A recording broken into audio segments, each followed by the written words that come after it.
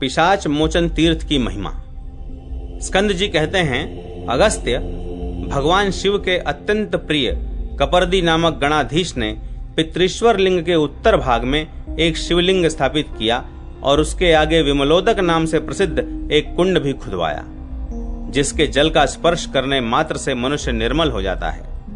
प्राचीन त्रेता युग की बात है। शिव भक्तों में श्रेष्ठ वाल्मीकि नामक एक मुनि थे, जो काशी में प्रतिदिन कपरदीश्वर की पूजा करते हुए तपस्या किया करते थे।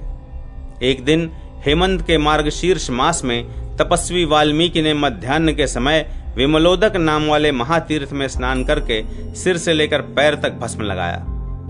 फिर कपरदीश्वर के दक्षिण भाग में बैठकर मध्याह्न कालोचित नित्य कर्म प्रारंभ किया। मस्तक पर भस्म रमाए हुए उन्होंने आध्यात्मिक संध्या का चिंतन किया और पंचाक्षर मंत्र का जप करते हुए जटाजूटधारी भगवान शिव का ध्यान किया। तत्पश्चात संहार क्रम से परिक्रमा करके 3 बार उच्च स्वर से हुडुम हुडुम हुडुम का उच्चारण किया। तदनंतर प्रणव को ही सामने रखकर उसका षड्ज, ऋषभ, गांधार, मध्यम, पंचम, धैवत और निषाद इन स्वरों के भेद से गान किया। गान करके आनंद पूर्वक हस्त संचालन करते हुए नृत्य भी किया। अंग संचालन द्वारा मनोहर ढंग से मंडल युक्त नृत्य करके वे महातपस्वी कुछ क्षणों तक उस सरोवर के ही तट पर बैठे रहे। इसी समय उन्होंने अत्यंत विकराल आकृति वाले एक भयानक पिशाच को देखा। उसकी आंखें कुछ कुछ पीली थीं। उस प्रेत को देखकर बूढ़े तपस्वी ने धैर्य पूर्वक पूछा, तू कौन है? तपस्वी का यह प्रेम पूर्वक वचन सुनकर पिशाच ने हाथ जोड़कर कहा, भगवान, गोदावरी नदी के तट पर प्रतिष्ठान नामक एक देश है। वहां मैं तीर्थों में दान लेने की रुचि रखने वाला एक ब्राह्मण था। उसी कर्म के फलस्वरूप मैं ऐसी दुर्गति को प्राप्त हुआ हूं। जल और वृक्ष से रहित महाभयंकर मरुस्थल में निवास करते हुए मुझे बहुत समय बीत गया है। वहां मैं भूख प्यास से पीड़ित होकर सर्दी और गर्मी का कष्ट भोगता रहा हूं। मरुभूमि में दीर्घ काल व्यतीत होने के पश्चात एक दिन मैंने किसी ब्राह्मण के पुत्र को देखा। उसने धोती की लांग नहीं बांध रखी थी। वह अपवित्र और संध्या कर्म से हीन था। उसे देखकर उसी के द्वारा कुछ भोग मिलने की आशा से मैं उसके शरीर में समा गया। मुने, वह ब्राह्मण धन के लोभ से किसी वणिक के साथ इस पुण्यमयी पुरी में आ गया। मुनि श्रेष्ठ, इस पुरी के भीतर उसके प्रवेश करते ही मैं और उसके पाप क्षण भर में एक ही साथ शरीर से बाहर निकल गए। दयालो, इस समय सहसा शिव नाम की ध्वनि कान में पड़ने से मेरा पाप कुछ क्षीण हो गया है, इसलिए मैं काशी के अंतर्गृह की सीमा में प्रवेश कर पाया हूं।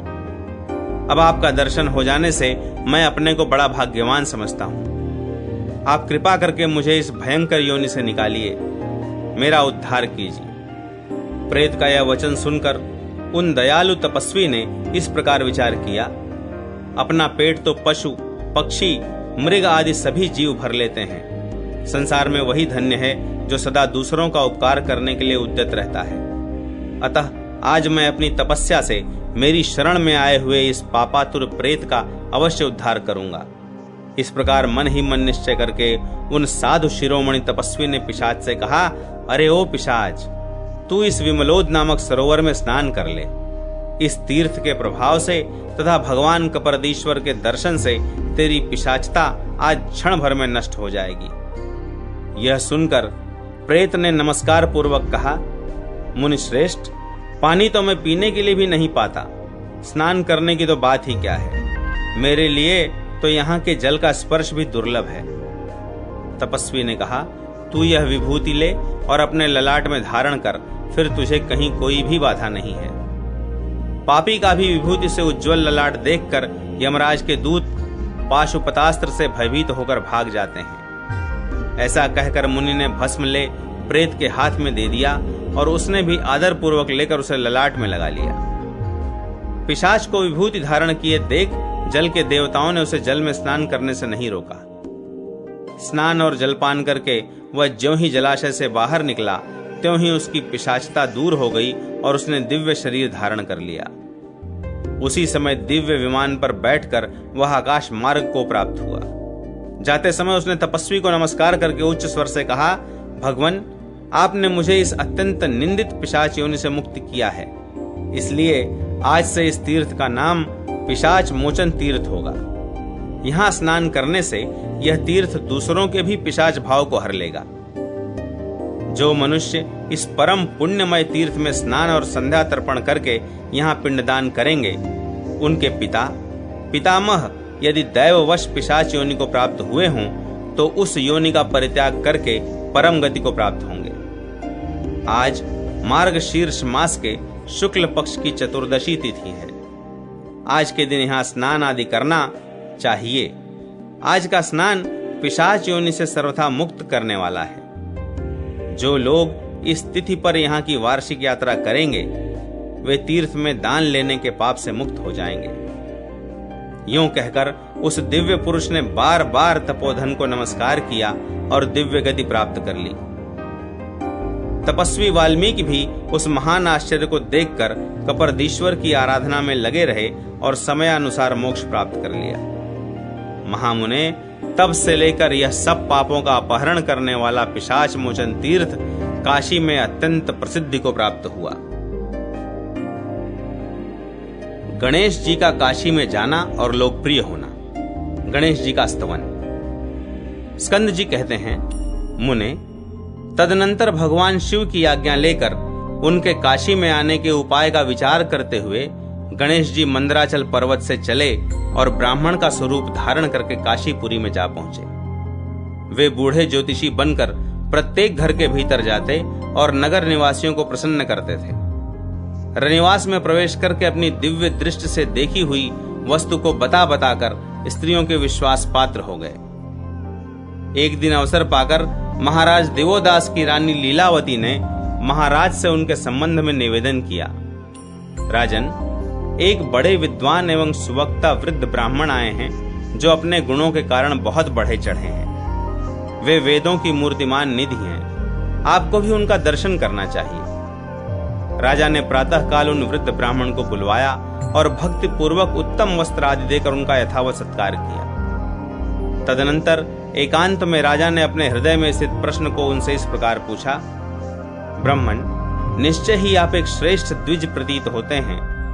आपकी बुद्धि जिस प्रकार तत्व ज्ञान से संपन्न है वैसी दूसरे की नहीं है, ऐसी मेरी समझ है। इस समय मेरा मन सब कर्मों से विरक्त सा हो रहा है, अतः आप भली भांति विचार करके मेरे शुभ भविष्य का वर्णन करें। ब्राह्मण ने कहा, राजन, आज के 18वें दिन कोई उत्तर दिशा का ब्राह्मण आकर निश्चय ही तुम्हें उपदेश करेगा। तुम्हें बिना विचारे उसके प्रत्येक वचन को मानना और उसका पालन करना चाहिए। महामते, ऐसा करने से तुम्हारा सब मनोरथ सिद्ध होगा। ऐसा कहकर राजा की अनुमति ले वे श्रेष्ठ ब्राह्मण अपने आश्रम को चले गए। इस प्रकार विघ्न विजयी गणेश जी ने समस्त काशीपुरी को अपने वश में कर लिया और ऐसा करके उन्होंने अपने को कृतकृत्य सा माना। जब दिवोदास काशी के राजा नहीं थे, उस समय गणेश जी के जो जो स्थान थे, उन स्थानों को गणेश जी ने अनेक रूप धारण करके पुनः सुशोभित किया।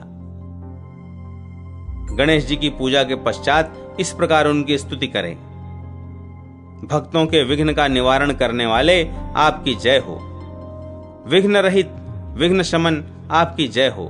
संपूर्ण गणों के अधीश्वर आपकी जय हो। समस्त गणों के अग्रगण्य आपकी जय हो। गणों से अभिवंदित चरणार विंद वाले देव आपकी जय हो। असंख्य सद्गुणों से विभूषित गणेश आपकी जय हो। सर्वव्यापी सर्वेश्वर तथा समस्त बुद्धियों के एकमात्र निधान आपकी जय हो। संपूर्ण माया प्रपंच के ज्ञाता तथा सब कर्मों में सबसे प्रथम पूजित देव आपकी जय हो। सब मंगलों के लिए भी मंगल स्वरूप तथा सर्व मंगलकारी गणाधीश आपकी जय हो। अमंगल की शांति करने वाले तथा मंगल के हेतुभूत देव आपकी जय हो। सृष्टिकर्ताओं के वंदनीय आपकी जय हो। सिद्धिदायक आपकी जय हो। संपूर्ण सिद्धियों के एकमात्र निवास स्थान आपकी जय हो। महारिद्धि सिद्धि के सूचक आपकी जय हो। समस्त गुणों का निर्माण करने वाले, गुणों से परे तथा गुणों द्वारा अग्रगण्य गणेश आपकी जय हो। गुणवर्णित सर्व बलाधीश्वर तथा इंद्र को बल प्रदान करने वाले गणाध्यक्ष आपकी जय हो। अनंत महिमा के आधार तथा पर्वतों को विदीर्ण करने वाले गणेश आपकी जय हो। करुणामय दिव्य मूर्ते जो आपको नमस्कार करते हैं वे भूमंडल में संपूर्ण पापों के भाजन होकर भी अंत में मोक्ष के भागी होते हैं। आप सदैव उनके बड़े बड़े विघ्नों और उपद्रवों का निवारण करते हैं तथा उन्हें उनकी रुचि के अनुसार स्वर्ग एवं मोक्ष भी देते हैं। विघ्नराज, जो लोग इस पृथ्वी पर क्षण भर भी आपके कृपा कटाक्ष के द्वारा देखे जाते हैं उनके सारे पाप नष्ट हो जाते हैं और उन श्रेष्ठ पुरुषों पर भगवती लक्ष्मी अपनी कृपा दृष्टि करती हैं। प्रणत जनों के विघ्न का विनाश करने में चतुर तथा पार्वती जी के हृदय कमल को विकसित करने में सूर्य स्वरूप गणेश, जो लोग आपकी स्तुति करते हैं वे इस संसार में प्रसिद्ध होते हैं। यह कोई अद्भुत बात नहीं है। जो सदा आपके युगल चरणों की सेवा करते हैं वे पुत्र, पौत्र, धन, धान्य और समृद्धि के भागी होते हैं। बहुत से भृत्य उनके चरण कमलों की सेवा में रहते हैं तथा वे राजाओं के उपभोग में आने योग्य निर्मल लक्ष्मी की प्राप्ति करते हैं। हे परम कारण, आप कारणों के भी कारण हैं। वेद के विद्वानों द्वारा सदा एकमात्र आप ही जानने योग्य हैं। आप ही वेदवाणी में अनुसंधान करने योग्य अनिर्वचनीय तत्व हैं। यह संपूर्ण चराचर जगत आपके दिव्य स्वरूप का एक अंश है तथा आप वाणी के अविषय हैं। ढूंढिराज विनायक, आप समस्त पुरुषार्थों को ढूंढ चुके हैं, इसलिए आपका नाम ढूंढी है। आपको संतुष्ट किए बिना कौन देहधारी प्राणी इस काशी में प्रवेश पा सकता है।